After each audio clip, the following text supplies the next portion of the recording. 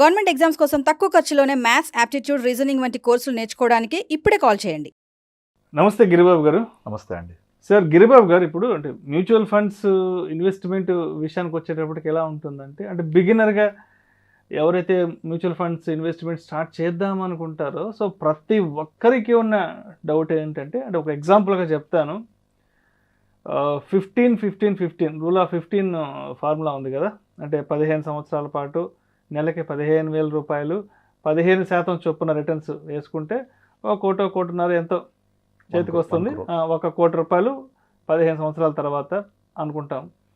సరే, మొత్తానికి ఇంకొక 6 నెలలకో 3 నెలలకో మొత్తానికి మనం అనుకున్న ఆ 15 years టెన్యూర్ కంప్లీట్ అయిపోయి ఆ 1 కోటి రూపాయలు మన చేతికి వస్తుంది అనుకునే సమయానికి మార్కెట్ క్రాష్ అయితే ఏంటి పరిస్థితి? మన 1 కోటి రూపాయలు మనకు వస్తాయా?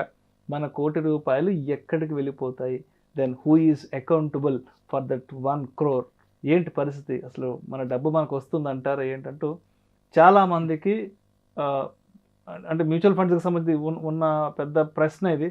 సో మరి మీరేం చెప్తారు దీనికి? నా దగ్గరికి ఆల్మోస్ట్ ఎవ్రీడే ఒక 2-3 క్లయింట్స్ వస్తుంటారండి. దాదాపుగా వచ్చిన ప్రతి ఒక్కళ్ళు కూడా అడిగే క్వశ్చన్స్లో తప్పకుండా ఈ క్వశ్చన్ ఉంటుంది. నేను మీరు చెప్పినట్టు ఇన్వెస్ట్ చేస్తాను, ఒక 15 years ఉంటాను, ఉన్న తర్వాత 15 years తర్వాత మార్కెట్ పడిపోతే, మొత్తం కుప్పగూలిపోతే, నా డబ్బులన్నీ జీరో అయిపోతే, లేదా నేను పెట్టిన పెట్టుబడి కూడా రాకపోతే అని ఇలా క్వశ్చన్స్ వేస్తూ ఉంటాను. సో వాళ్ళందరికీ నేను చెప్పే సమాధానం ఏంటంటే, మీరు మ్యూచువల్ ఫండ్స్లో ఇన్వెస్ట్ చేసినప్పుడు longer the period you invest, మీకు ఒక మార్జిన్ ఆఫ్ సేఫ్టీ అని ఒకటి వస్తుంది. Margin of safety. ఈ మార్జిన్ ఆఫ్ సేఫ్టీ ఏంటంటే, సపోజ్ ఇప్పుడు మీరు ఒక 15 years పాటు ఇన్వెస్ట్ చేస్తే, మీరు చెప్పినట్టు రూల్ 15 ప్రకారంగా ఒక 1 crore వచ్చింది అనుకుందాం. ఇక్కడ మనం గుర్తుపెట్టుకోవాల్సింది ఏంటంటే, ఇప్పటిదాకా గత 2 decadesలో స్టాక్ మార్కెట్ హైయెస్ట్ ఫాల్ అయింది 2008లో 67% ఓవర్ పీరియడ్ ఆఫ్ 9 monthsలో పడింది. 2008 జనవరి నుంచి 8 అక్టోబర్ వరకు 2008 అక్టోబర్ వరకు 67% మార్కెట్ పడితే, maximum average of mutual fund పడ్డాయి 40%. ఇది హైయెస్ట్. సెకండ్ బిగ్ ఫాల్ వచ్చేసి మనం 2020 కోవిడ్ టైంలో చూసాం. మార్చ్ కోవిడ్ టైంలో అప్పుడు స్టాక్ మార్కెట్ పడింది 39%, వేరే మ్యూచువల్ ఫండ్స్ యావరేజ్గా పడింది 18-19% పడ్డాయి.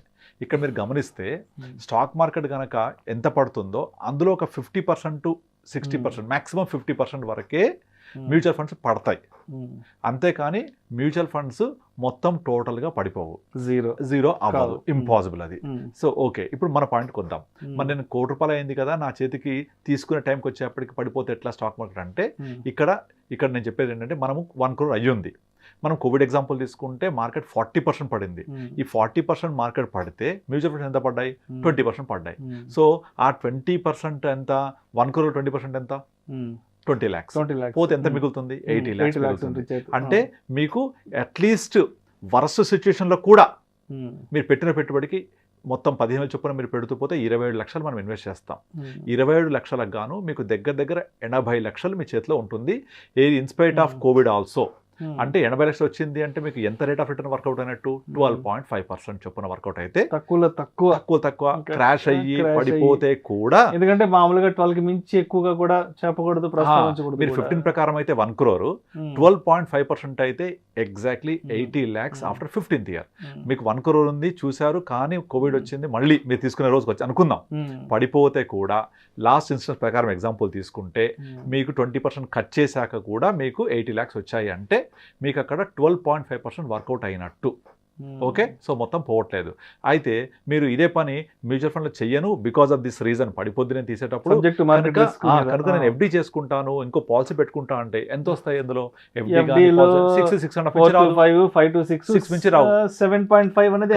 ఇక్కడ కోవిడ్ వచ్చి పడిపోయిన తర్వాత కూడా మీ 1 కోటి రూపాయల్లో 20% తీసేస్తే కూడా 80 లక్షలు ఉన్నాయి కదా.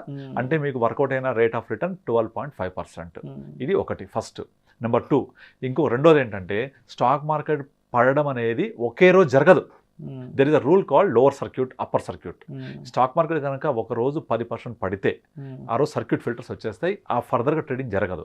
ఒక 1 hour పాటు జరగదు ట్రేడింగ్. ఫస్ట్ 10% పడితే మళ్ళీ ఏం చేస్తుంది సెబీ? ఒక 1 hour హాల్ట్ ఇచ్చి మళ్ళీ ఓపెన్ చేస్తుంది. ఓపెన్ చేస్తే మళ్ళీ 5% పడింది అనుకోండి, ఓపెన్ చేశాక కూడా పడితే ఆ రోజుకి మార్కెట్ క్లోజ్ అయిపోతుంది. ఇది కేవలం 2 సార్లే జరిగింది హిస్టరీ ఆఫ్ స్టాక్ మార్కెట్లో. ఒకటి 2004 మే, ఇది మన యూపీఏ గవర్నమెంట్ ఫస్ట్ టైం అప్పుడు. రెండోసారి వచ్చేసి 2009 UPA government second time form అయినప్పుడు.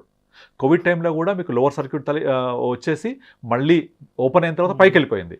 కనుక మ్యాక్సిమం సర్క్యూట్ ఫిల్టర్స్ వల్ల ఒక రోజులో మార్కెట్స్ 15% మించి పడవు. That is rule.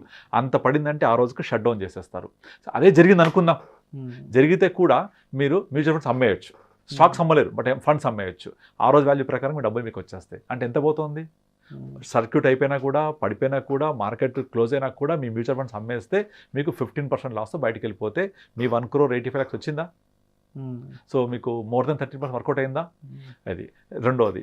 ఈ లోవర్ సర్క్యూట్ అప్పర్ సర్క్యూట్ హిస్టరీలో 2 సార్లు జరిగింది. దాదాపు ఏం జరుగుద్ది అంటే మార్కెట్ పడుతున్నప్పుడు కంటిన్యూస్గా పడుతూ ఉంటుంది. మార్కెట్ అంటే ఓవర్ పీరియడ్ ఆఫ్ టైం పడుద్ది అని అర్థం. పడుతున్న మనకు అర్థమవుతుంది కదా, మార్కెట్ పడుతోంది, కొంచెం పరిస్థితి బాగాలేదని.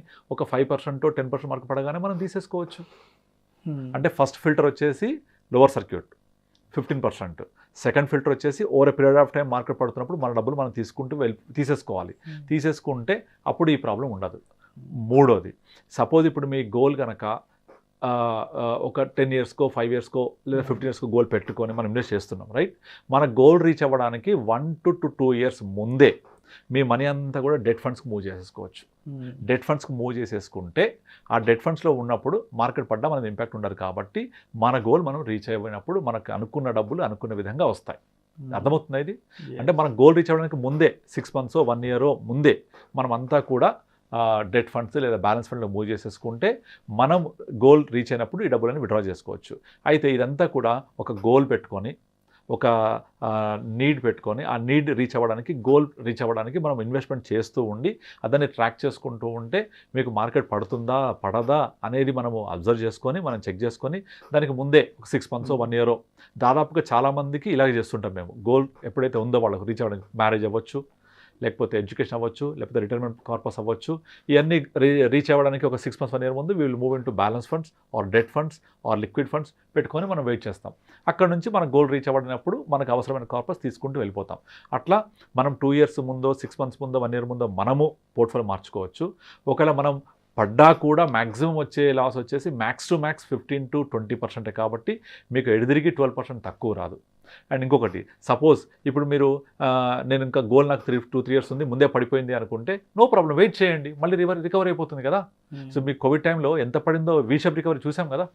సో ఇవన్నీ చేయాలంటే నాకు ఐడియా లేదు, నేను చేయలేను, నేను స్టడీ చేయలేను అంటే అడ్వైజర్ని కలవండి. హ్యాపీగా ఇవన్నీ ట్రాక్ చేస్తూ ఉంటారు. Advisor will help you out in better way in generating better returns also. So నేను చేస్తుంటాం జనరల్గా అందరికీ అట్లా. సో మీరు నాకు ఇవేం తెలియదు అనుకొని ఫిక్స్డ్ డిపాజిట్లోనో లేకపోతే ఇన్సూరెన్స్ పాలసీ తీసుకొని 6%కి స్టిక్ అయ్యే బదులు ఇలా ఒక అడ్వైజర్ హెల్ప్ తీసుకొని మీరు మోర్ దెన్ 15% రిటర్న్ జనరేట్ చేసుకోవచ్చు కదా.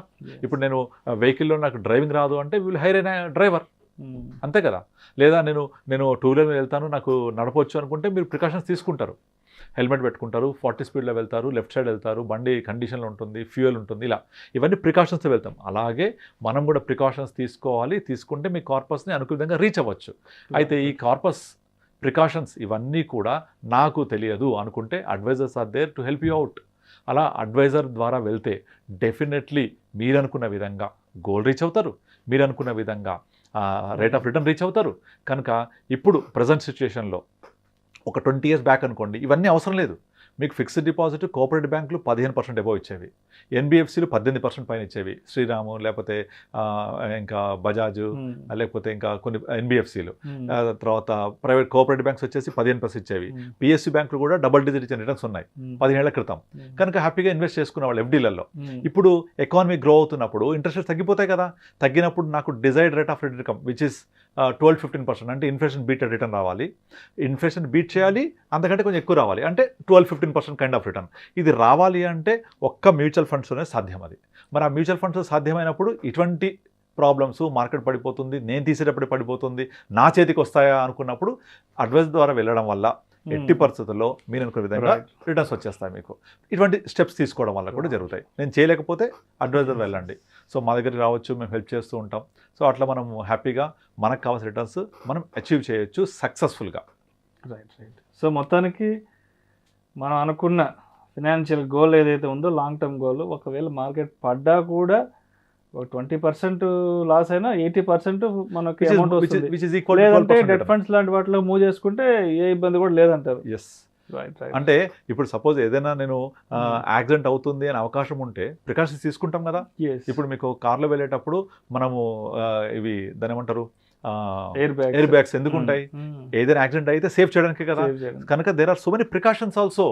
ఆ ప్రికాషన్స్ తీసుకుంటే ఏ ప్రాబ్లం ఉండదు. అందుకే ఇప్పుడు ఈ మధ్య కాలం చూస్తే చాలా మంది మ్యూచువల్ ఫండ్స్ ఎస్ఐపి గురించి అడుగుతున్నారు. ఎస్ఐపి అనేది ఒక ప్రోడక్ట్ అయిపోయింది ఇప్పుడు. నాకు మ్యూచువల్ ఫండ్స్ వద్దు, రిస్క్ అంటున్నారు, కానీ ఎస్ఐపి కావాలి అలా అడుగుతుంటారు. SIP has become a product now. ఎందుకు అంటే దానివల్లనే. సో ఆ మ్యూచువల్ ఫండ్స్లో ఉండే రిస్క్ నాకు వద్దు కానీ ఎస్ఐపి కావాలి అనే రేంజ్కి వచ్చిందంటే అర్థమవుతుంది అందరికీ. సో ఈ అర్థమైనప్పుడు ఇటువంటి ప్రాబ్లమ్స్ని ఓవర్కమ్ అవ్వాలి అంటే better you meet an advisor. దీనివల్ల ఏం ప్రాబ్లం లేదు. మీకు మాక్సిమం ఎక్స్పెన్స్ రేషియోలో 0.7 నుంచి 1% ఉంటుంది. ఆ 1% ఎక్స్పెన్స్ రేషియో అనేది నథింగ్. అది మీకు ఎంత ఆల్ఫా జనరేట్ చేసినప్పుడు. Thank you sir. Thank you so much. Thank you అండి.